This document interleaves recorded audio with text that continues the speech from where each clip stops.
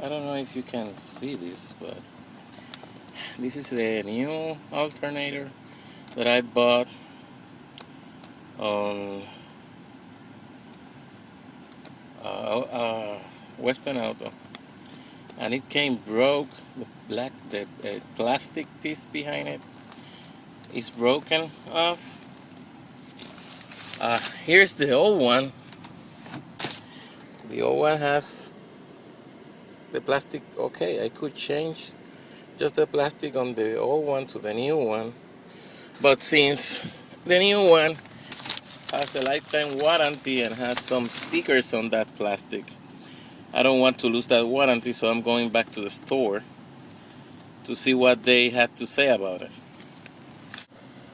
I just come out of Western Auto. They didn't have another one.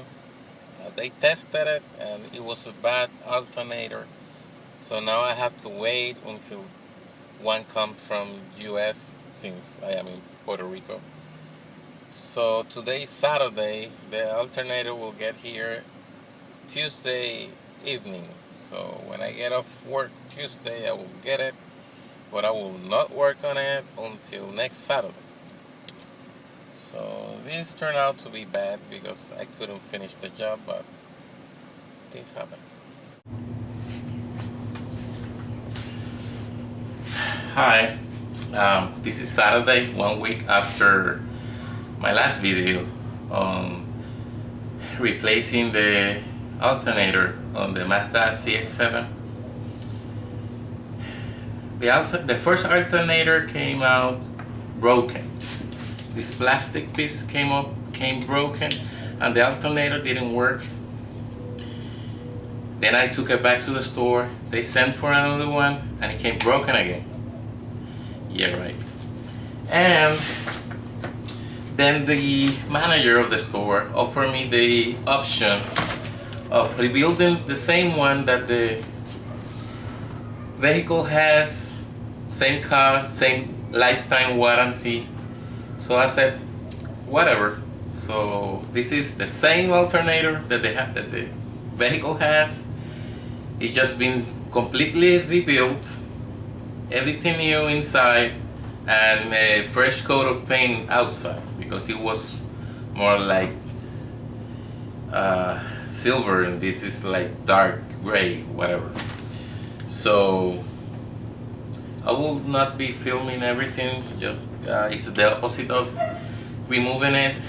I'm going to install this, and to get it in, I'm gonna put these two pieces on the top, and then I'm going to swivel it like this, because this is the way it goes. It's one bolt on the top and two on the bottom.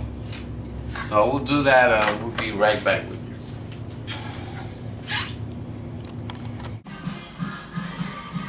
Okay, I just barely put the alternator in.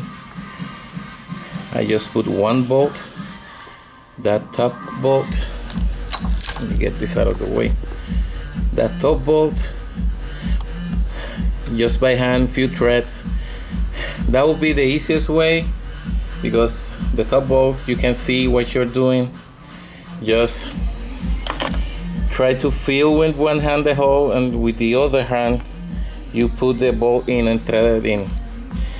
One problem I encounter here is that this wire harness, the alternator wire harness, is somehow attached to the bottom of the engine, and when I put the alternator, it went under the alternator. So make sure the wiring harness is away and in top of the alternator, so you can bolt that in. Now I just have to put two more bolts, these two bolts, the bottom one, and thread it in.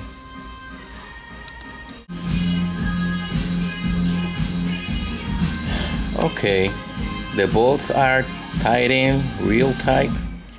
Let me get this out of the way. That one and the bolt underneath that you cannot see from here. Now we're gonna put the wiring harness. Is just that one over there. We gotta That's the plug, and the other one bolts in with a nut. Okay, I just bolt in the wiring harness. If you can see that, I bolt that. That's a number 12mm socket, and it have a cap, a plastic cap, so it won't touch anything because that's hot all the time. So just put the cap back on, and it's something like that, you see.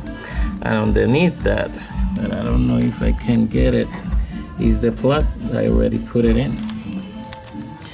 And now we're gonna install the heat dissipation plastic and the bracket, a bracket that it goes underneath that. Okay, this is a schematic in my phone from All Data. As you can see, this is the bracket I just put in.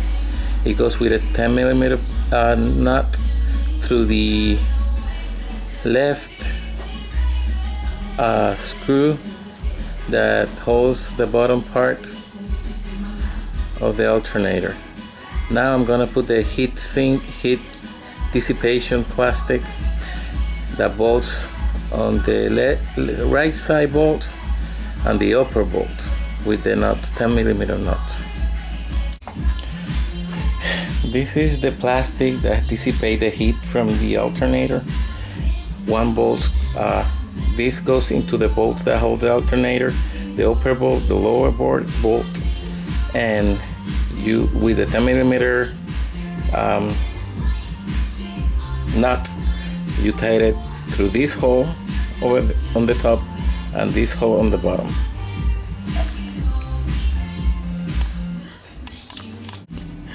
Okay, the heat dissipation and heat sink is in place. Is this thing over here.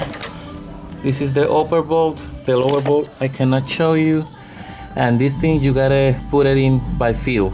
You gotta struggle and wiggle it until it gets into place. The wiring harness goes on top of that, not underneath, so you can bolt that in.